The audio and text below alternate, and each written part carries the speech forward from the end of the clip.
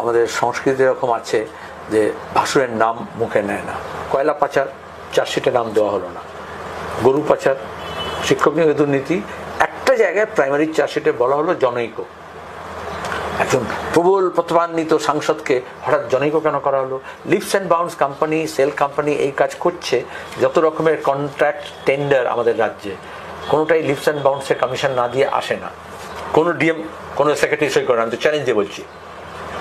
তাহলে যত রকমের নিয়োগ হয়েছে তার লিস্ট যাওয়া গেছে এবং সেখানে একটা ফোন কলে পেয়েছে, সেখানে ভাগাভাগি কথা বলা হচ্ছিল।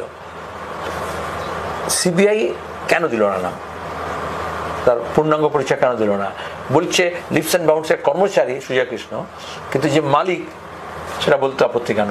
সাংসদ নাই বলতো, তৃণমূল নাই বলতো, কিন্তু এটা তো বলতো লিপস অ্যান্ড বাউন্সের কর্ণধার।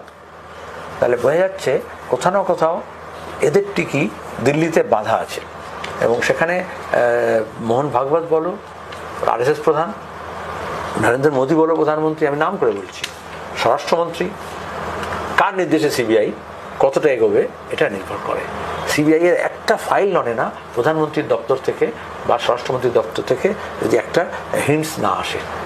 আমাদের সংস্কৃতি এরকম আছে যে ভাসুরের নাম মুখে নেয় না। কয়লা পাচার চার্জশিটে নাম দেওয়া হলো না, গরু পাচার, শিক্ষক নিয়োগে দুর্নীতি, একটা জায়গায় প্রাইমারি চার্জশিটে বলা হলো জনৈক। একজন প্রবল প্রতিভান্বিত সাংসদকে হঠাৎ জনৈক কেন করা হলো? Leaps and Bounds company, shell company এই কাজ করছে। যত রকমের কন্ট্রাক্ট টেন্ডার আমাদের রাজ্যে, কোনোটাই লিপস অ্যান্ড বাউন্সের কমিশন না দিয়ে আসে না। কোনো ডিএম, কোনো সেক্রেটারি সই করে না, আমি তো চ্যালেঞ্জ দিয়ে বলছি। তাহলে যত রকমের নিয়োগ হয়েছে তার লিস্ট যাওয়া গেছে এবং সেখানে একটা ফোন কলে পেয়েছে, সেখানে ভাগাভাগি কথা বলা হচ্ছিল। সিবিআই কেন দিল না নাম?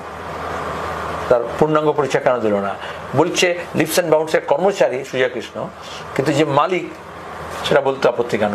সাংসদ নাই বলতো, তৃণমূল নাই বলতো, কিন্তু এটা তো বলতো লিপস অ্যান্ড বাউন্সের কর্ণধার। তাহলে বোঝা যাচ্ছে কোথাও না কোথাও এদের টিকি দিল্লিতে বাধা আছে। এবং সেখানে মোহন ভাগবত বলো, আরএসএস প্রধান, নরেন্দ্র মোদী বলো প্রধানমন্ত্রী, আমি নাম করে বলছি, স্বরাষ্ট্রমন্ত্রী, কার নির্দেশে সিবিআই কতটা এগোবে এটা নির্ভর করে। সিবিআই এর একটা ফাইল নড়ে না প্রধানমন্ত্রীর দপ্তর থেকে বা স্বরাষ্ট্রমন্ত্রীর দপ্তর থেকে যদি একটা হিন্টস না আসে।